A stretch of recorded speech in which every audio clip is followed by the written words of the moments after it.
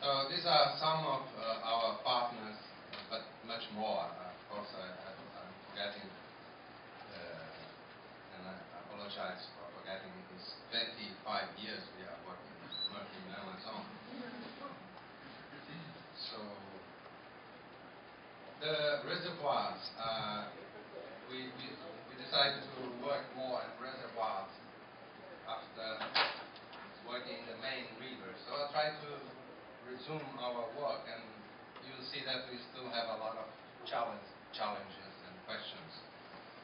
So here are 4 reservoirs in Rio de Janeiro state that we have been working in cooperation with another federal university, Unirio, that is represented here.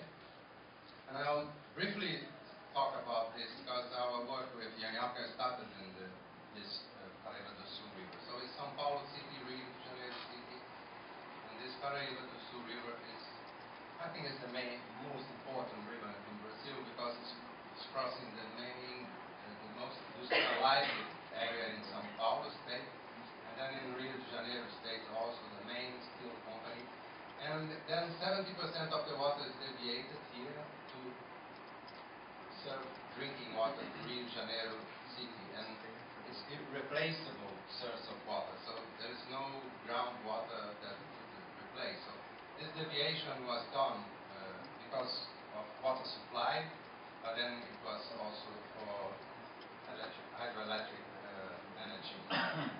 So these are the border with São Paulo. So there is the first reservoir here, and then the river. These are heavy metal industries, potential pollutants. There's some stretch is deviated, 70% of this big river. Then there is one more reservoir here. Then there is another reservoir here, and there is a natural one that I'll show some results on. So we we first studied the river, but then the river is quite complicated, and then we decided to focus more and more. So we now have something like 10 or 15 reservoirs that we are working. Our work in the Paraíba do Sul River showed that the percentage of metals associated with particulate material is lower than clean rivers like Amazon, very high, and more close to the polluted rivers in Europe, in Germany, Rhine River. So that was the first part, and we did something like Wilson Jardim showed yesterday. So the removal of metals in different water treatment plants. So that was our first approach in Paraíba do Sul River, and our project with Holland on the microorganic pollutants was exactly in the same system. There was the PhD thesis of João Paulo, and at that time we could build up very interesting maps showing critical areas for cadmium, for instance, for lead, and so on. But then I jumped to Amazon work, and regarding this European Union project, we were able in the beginning of the 90s to establish 2 very good laboratories for analyzing mercury in Porto Velho, the capital of Rondônia, and this Madeira River area, and in Santarém at the Tapajós confluence with the Amazon River. So these were very good. They cost around $100,000 each of those labs, and this was the beginning of local research done in the area. So today we have a very nice cooperation with University in Rondônia due to this starting. So again, just emphasizing the importance of a meeting like this. So I'm going to show you some results just to see how was progressing our research there and things that we could understand, because those rivers are really huge rivers. The Madeira River, for instance, the flow rate, it goes from 4 to 22,000 cubic meters per second, so it's something like 10 times the Rhine River, I think, when it was higher the flow rate. So the beginning we didn't know exactly how to start, how to work there. So here's in yellow gold mining. So here is not navigable, the river. So gold mining was only allowed only allowed upstreams this part that was not navigable. The navigable area was not allowed gold mining. So in principle, the source of mercury should be here. And soon we found out that the levels in fish were quite similar. They suffer no dilution downstream. We could not understand. In the Tapajós, the other river, gold mining was allowed here, not navigable, and allowed here was a mineral area. And you'll see that the results did not show the importance of gold mining in the pollution we found in the fish, because in the bottom sediments we nearly could not find mercury at all. It's just very hot spots in small tributaries, but in the main rivers, very difficult was the dilution. So what was happening there was in the mining dredge, or in some places in the water, because they need water, mercury, metallic mercury was being used to amalgamate the very fine gold, and part was going to the river, part was going to the atmosphere, and is being oxidized by different agents and then returned. And when it's in this form, it can be organified, metilated in special circumstances. The crazy thing in the case of our study in Amazon, that the amount of mercury released there during the first gold rush, that was 20 years long, it started in 79, finished in 97, it's coming back again because the gold price is increasing, and when the water levels in Amazon are going down, it's much easier to find gold. So now is a gold rush moment over there. But what was intriguing us is that previously in Spanish and colonial America, that it was 300 years, the amount of mercury used there for silver and gold mining was much, much higher, and no case of contamination of mercury symptoms was observed. Well, in the United States there was a gold rush, and in colonial Brazilian time there was also some use of mercury. But now the environment is different. Amazon. Some other South American countries also had gold mining, and now it's increasing in Asia and other countries. So the occupational exposure, and of course, because they were doing everything in those boats. So he's a diver that was going 10, 20 meters without seeing anything, but he was finding the good deposits, and then the guy up there was saying with the kind of sign, okay, go down there, and sometimes just collapse, and the guy was stuck there. But this was clearly seen that the occupational exposure and the gold dealers were critical. So a lot of and air concentrations in some areas were extremely high. So we measured air at that time, and we used the bromelia for mapping gold, mercury, and we mapped some CPs, and we mapped some dry period and rainy period, and see that during the dry period the plume of mercury was lower altitude. In the rainy season the plume of mercury was a bit high, so we could identify some critical gold dealer shops with extremely high mercury in the urine of people working there. So usually this should be something like 5 ppb. People completely sick, but they are earning a lot of money.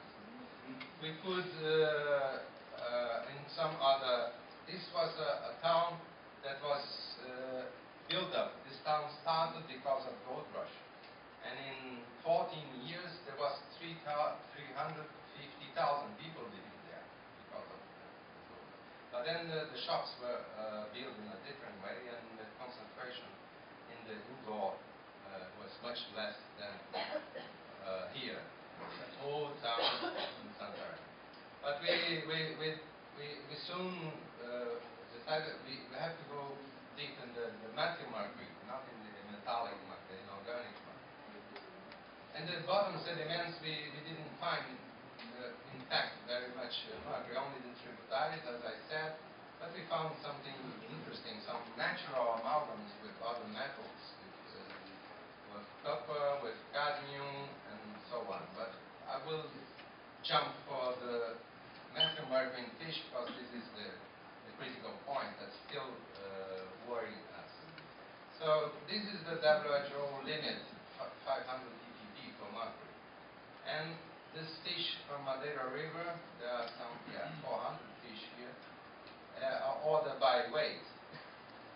And then we found out that smaller than 1 kilogram, we have a lot of fish with extremely high concentration.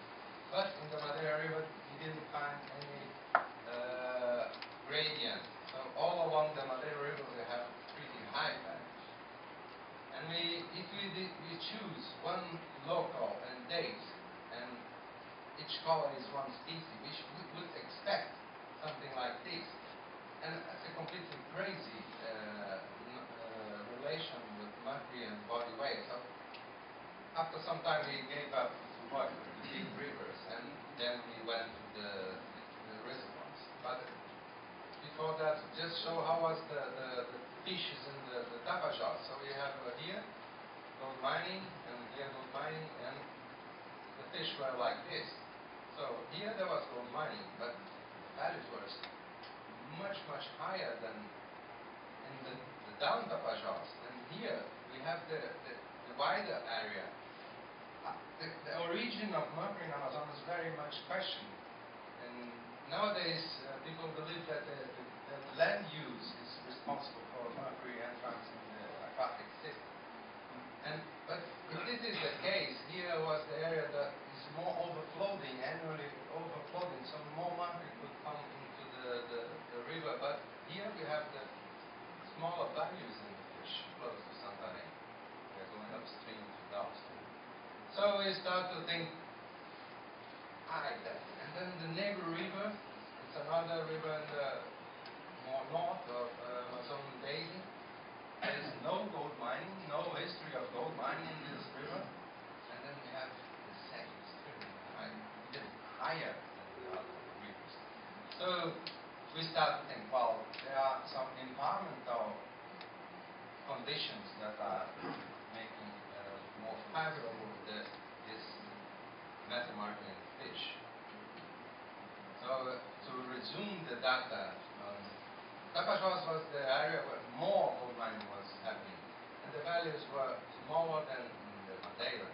But then in the Negro there was no gold mining, and the average value in deciduous fish is higher than it.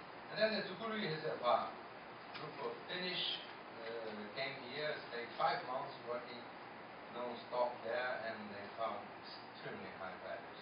So at that time we had worked in one reservoir already, but then we start working more and more with reservoirs.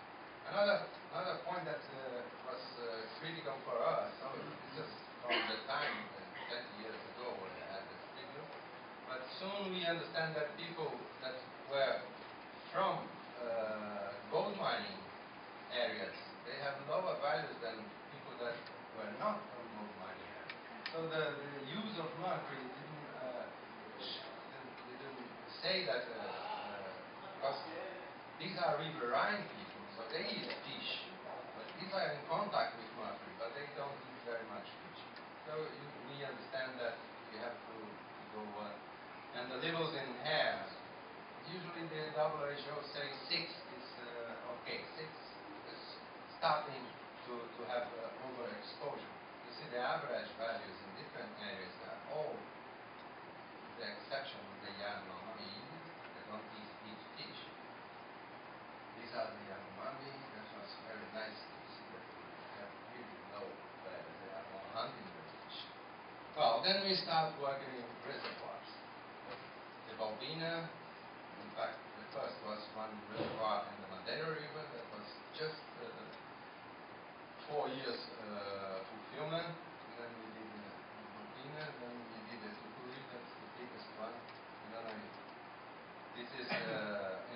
Rondônia. Rondônia state they have several very interesting challenges. So this the Madeira River is here, and they dam this tributary, and we are very much working on this Samuel Reservoir nowadays. Well, and these are theoretical, considered conditions that are very important for mercury, mercury in fish. So, of course, the source, type of source of mercury, transportland, use, will influence, and the control of bioaccumulation. It's known that the length of the food chain is important. Benthic, pelagic, the pH, solid organic carbon, anoxia, these things favor accumulation, and some things are favoring methylation. Well, we studied then this, I'll present that on some reservoirs of Amazon. We one from very old one in the Rio de Janeiro state that I showed with you on the map. We have been more and more working with plankton. That is the first step in the food chain. So the Mercury was one that we worked very much.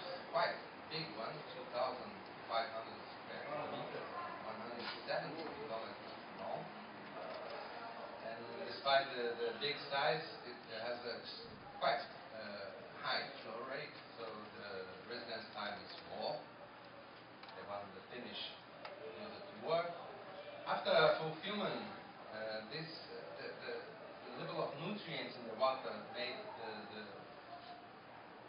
a huge area of the reservoir full of macrophytes.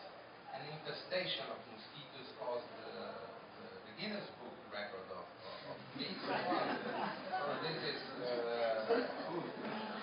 like 10 per second. The finish were there at that time, so they suffered. So today there is no macrophytes, but it's quite peculiar, very productive. And then in Rondônia and in Amazon, other different reservoirs that are a bit smaller, that I will not. And then one thing that the Finnish group did not find there, and we found, because they worked 5 years after fulfillment, and we worked 15 years after fulfillment. The same reservoir used the same sampling points, try to repeat. So after 15 years, we found very clear enrichment of mercury in the bottom sediment from the head of the reservoir to the dam. And after the dam, depletion in the bottom sediment. So the water quality released here was initiating mercury from the bottom sediment downstream. So this was not when the Finnish group worked there. So that was something different. Well, this was the reservoir we did more detailed work.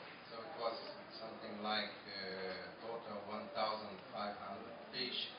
We have a lot of sediment core samples and plankton. And what we found out was at the beginning the reservoir also low levels and core samples, and then when we go into the dam levels, so there was a transport and accumulation of mercury close to the dam. This could be seen by a profile, close to the surface. We have the highest values, and we could see now the beginning of the reservoir, and here the end of the reservoir, and downstream the reservoir. More steep the line, more relation. Then we could find the relation with mercury and weight of the fish. But clearly, the more critical area close to the dam. So it's the same. We can see here the beginning of the reservoir, here at the end of the reservoir, here downstream the reservoir.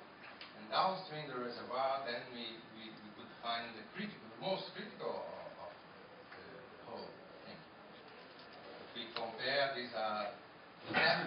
we have all the help from the company, because at that time the Tukuri Reservoir was chosen to be the reservoir of the year by the Dam Global Association. So they asked us to go there and check what the Finnish had done, if it was really critical like that. And they collected the fish for us. We trained some but they paid the fishermen, so they spent 2 months every 6 months to collect all the fish, the size we want, the places we want, and so on. But even like this, we have to normalize concentration of the same species in each sampling point, and we could see that really downstream the dam was the critical area. And most of the people they are living just downstream the dam, so they didn't like that. Because when the Finnish group worked there, there was no gradient like here. So this is 100 kilometers downstream the dam. The levels are pretty low. So before the dam, probably the level it should be something in between this two. But now you see all the reservoir has higher values in the fish. We could see this in other way around. So here is upstream, here is downstream. So the same fish, and this is very interesting one because it's a planktonic fish. You see that upstream the dam, what he eats is much less mercury than downstream the dam. So this we use it to call this trophic chunk, because this now is looking more contaminated than a carnivorous fish upstream the dam. It was very astonishing for us at the beginning. Well, this is another reservoir that I will show just some data on pore sediments. It's in Amazon state, and all of them show a decrease in mercury with depth, through the surface. So it looked like this was done in '95. The gold mining was already decreasing, so we thought it would be associated with that. Well, how to compare those reservoirs and how to follow up what was happening in each one of them. This is a very delicious fish, tucunaré, that is very appreciated all over Amazon. And then we decided we thought it was quite a stationary fish.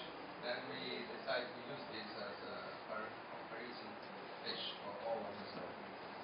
Anyway, so we use the Finnish numbers, and the same stations they use, we repeat. This data normalized for 700 grams, that's the average value, and you see that they had high values, but all over the reservoir when they did their study. And when we did our study, there is a gradient to the downstream close to the dam. So things were evolving.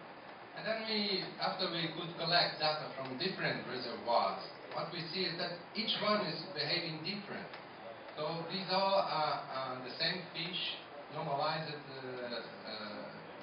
weight, and then the one tukuri that the Finnish group worked at, when we repeat, it was already like this. And this is the other one in Amazon, and this is in the Rondonian that is now increasing concentration. So it looks like, yeah, every different reservoir must be studied. This is not new. In Canada, La Grande complex, Quebec, was well studied in the same process. So when you overflow the contaminated soils, releasing mercury together with nutrients, and each reservoir is behaving a little bit different. So in some cases, it was observed that it can take 25 or 30 years for the levels return to normal. So this is really justifying research on this. And now data on Rio de Janeiro reservoir. I will just show a very nice work done by a PhD student. That so the largest reservoir. It's a pretty small one, but it's pristine. There's nearly no human impact on this. So it was interesting to see how untouched reservoir is functioning. And it's very didactic. So in organic mercury, it's in the detritivorous fish, because this is in the suspended particle, and then in the bottom segment. And methyl mercury is increasing very clear in the food chain, reaching even when there is no special source of mercury, the levels are close to the limit by WHO, and the percentage of methyl mercury very clear. And this was happening now, seen now in Samuel Reservoir, that this is upstream in this mountain, downstream herbivorous fish. This is piscivorous, plantivorous fish downstream, and what we see is that piscivorous fish downstream has the same level of carnivorous fish upstream. So there's a jump in trophic level as well in this other reservoir. So what we think is that close to the dam in the there are some conditions that are favoring methylation, organification of mercury. One is anoxy, and we have this close to the dam in the deep areas. We have more organic matter accumulated. It's brown, usually the water that's going over the hydroelectric turbines, producing energy. Acidity, because organic matter is being decomposed, and of course microorganisms to methylate mercury. So this was, and we can see this here as well, organic mercury. So what we think, we have to there's another work being done there now, checking exactly that. And without these reservoirs, we have a destratification during the winter, because cold water is coming and then you change the water column. But in Amazon, some reservoirs just don't change, so the hypolimnium remains anoxic, sometimes for years. So you have this better conditions for methylation here preserved, and then you have more contaminated organisms here than upstream. That's what we are trying to confer. Just to finish and tell you, we had the last, not the last was in China last year, but this was the previous one in Madison, Wisconsin. And the United States organized it very, very well. I was really impressed by that. So what they did, they make 4 very interesting questions, and they called 10 people to try to answer this 1 year before the meeting. So and the first time they wanted to stay there 1 week just to start this discussion. And what they wanted to hear from us was, if with the reduction of emissions of mercury, if the levels of mercury in the fish will decrease, because the energetic matrix of the United States is still very much based on coal, and coal is very rich on mercury. So they wanted to see if they really had to change that. And then we start to look for several studies where there was a clear reduction of loading, emissions of mercury, and if this results in decreasing in the values of the fish. And in fact, in some cases there was clear reduction, 80% decline, 50% decline, 50% decline. no statistically significant decline, but we found out in most of the cases there was a decline. And after we found out this was the best way to answer that question. There was 176 lakes in Minnesota where they had information on reduction of emissions of mercury, and they found out that and this 176, 90 of them there was reduction of mercury in the fish. But in some 50 of them there was increase of mercury after the reduction of emission and loading of mercury. And in some other 50 there was no change.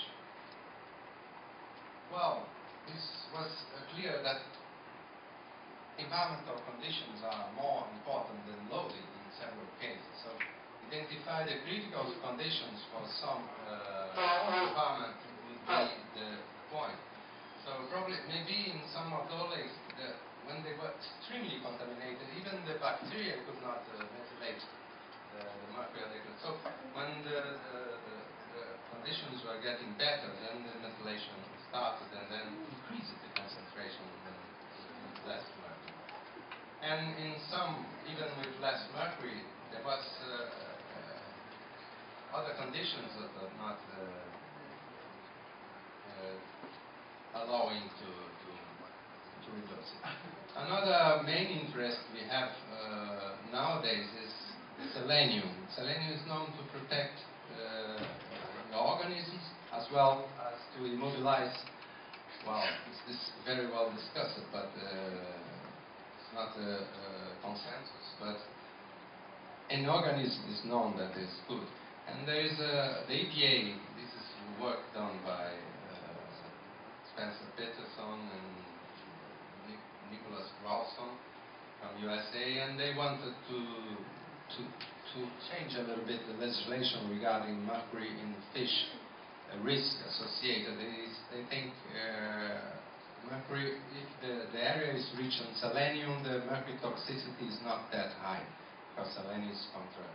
And in fact, in Amazon, this in a way can be happening because despite the pretty high values in fish, despite the very, very high values in hair of people, symptoms were not observed. And they have a really rich diet on selenium. So we start now to, in the same reservoirs, to look for selenium in this reservoir. And as expected, the source of selenium is probably from suspended particles entering the water column. We found this. And we found that despite mercury is increasing along the food chain, selenium is decreasing along the food chain. Well, that's something that I don't want to take very much time talking to. But it's, since selenium is really protecting, this is one new area of interest in our laboratory. Well, I want to finish them now. Patterns of accumulation were different in different reservoirs, as well as different in the same reservoir in different parts. In Mercury, fish, mercury in fish and suspended particles indicate different mercury spatial distribution and the critical area being downstream of them. The biggest Amazon reservoir, recent fish data compared with 15 years ago when the first work was done, when show a reduction in mercury values by a factor 2 or 3 for the main top food chain, fish, but still above the WHO limit. Mercury levels found in fish now indicate a decrease. Is occurring probably associated with the reduction of nutrient transfer from the flooded soils. The other three reservoirs studied in Amazon, the levels in piscivorous fish are below but close to WHO limit. There is a need of further follow-up studies in those reservoirs, as well as many other new one reservoirs. So it's planned for Amazon, just for Amazon, some 70 new reservoirs. So these are critical reservoirs. We believe that in the upstream the reservoirs, in fact, we have a kind of reactor. Because for Mercury, it looks like it's functioning like a reactor. So because it's a lot of organic matter, and there is, of course, microorganisms working there on this Mercury. And it can work in some other contaminants as well. Well, and finally, this is just one project that we got, like Wilson and group of Unica, we got National Institute. It's the biggest project on CNPQ that we now work in several different health problems associated with Amazon. So we could now here in this institute, because this institute is dealing with human health. There's nothing to do with environment here. So we are a kind of island here. But we had influenced other people in the past, because the previous work here was with radioisotopes, and then we needed to have the help of other health researchers, and this was in the 50s and 60s, and now we are being able to bring several other people from different groups in Brazil to Rondônia, and this was the case last year that we brought 32 researchers from different areas from the Institute to Amazon.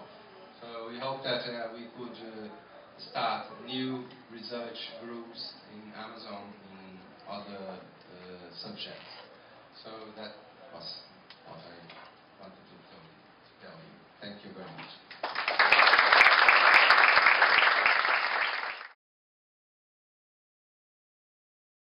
Olaf, because I don't know too much about Mercury, so you will probably laugh and give the answer very fast. Is there not any possibility for sedimentation of Mercury in those reservoirs? Sedimentation? Sedimentation that goes to the sediment. Yeah, probably, but well, in fact, I believe that it's coming from there. When the soil was overflowed, but nowadays, yes, of course, but it's not very much metallic anymore, because in the overflowed soils, it was associated with probably organic matter, so in nutrients. So when this was released and the macrophytes exploded, mercury was coming together. And then the Tucuri reservoir, while the levels were extremely high, very fast, was the one that the macrophytes exploded. So probably mercury is coming with the nutrients.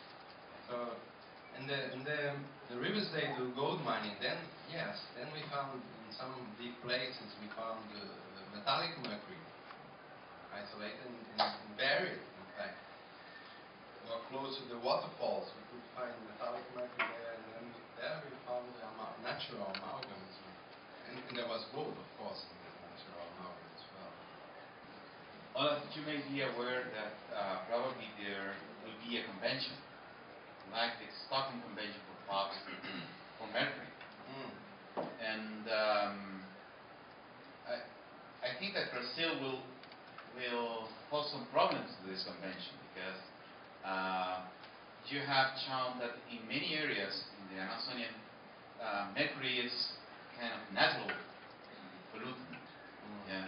So how do you think that how will you advise your government to be part of this international convention on mercury reduction? Yeah, and the neighbor river is very interesting. The group of Wilson Jardim that was here, he was working there with mercury as well. And what they found out, because the levels there are very high, even without any gold mining being observed there. Well, the neighbor river, it has some properties on the water very similar to the water we found close to the dams in the reservoir. The neighbor river is pH 4. brown, black water due to organic matter. It's anoxic because it's brown and then it's hotter than any other. And these are perfect conditions for methylation. So the levels in the fish there are pretty high. Well, I have to advise people to don't eat carnivorous fish, and this was gone. But we have to learn on this. So to dam the Negro River could be extremely dangerous because it would make these conditions even worse. Well, and the Brazilian Anvisa, an agency for sanitary vigilance, they became in charge of regulating limits of contaminants in food because they are responsible for trading of fish in South America.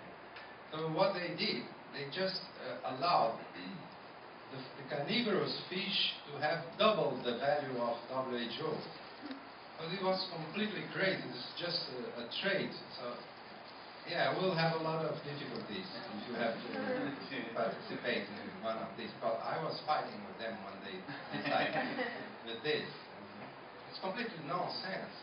So in fact, they wanted to give a safe seal for